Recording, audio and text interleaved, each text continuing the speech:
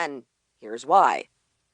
Because I think that without outsiders looking in on this secretive organization, people are going to keep dying. Because I think that people who hear this podcast may come forward with more information, as has happened with other true crime podcasts.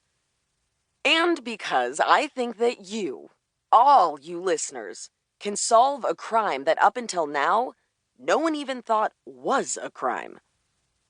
Here's what we know so far. 4 young women are dead.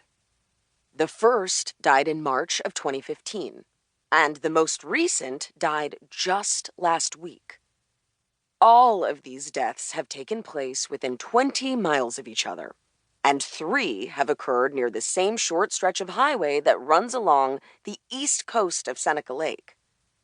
2 of these deaths have been labeled as suicides, and 2 as accidental deaths. All 4 have taken place on the date of a seasonal solstice or equinox, and all of them seem to have been connected through the same small constellation of people.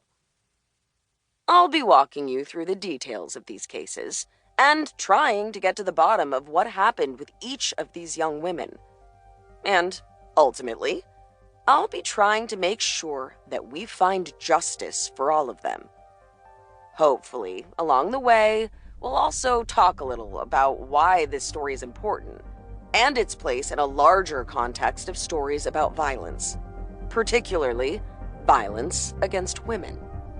I'll need your help, but I know you're ready to give it. Once again, I'm Liv Reed, and this is Vultures.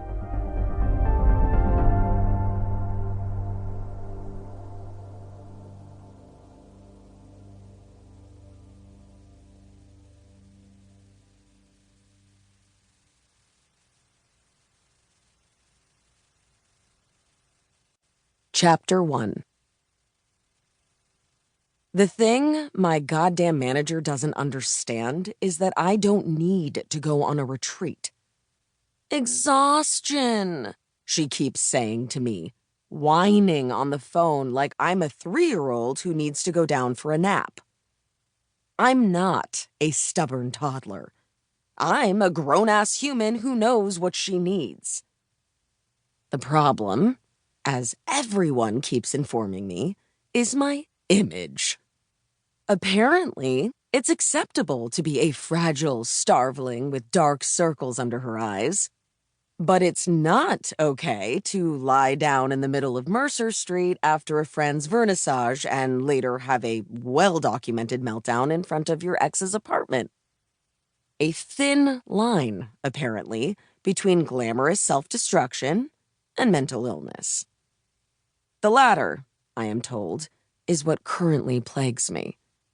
Not that I'm necessarily sick, Jessica is quick to say, but my image, how people see me, is of someone who's not entirely well.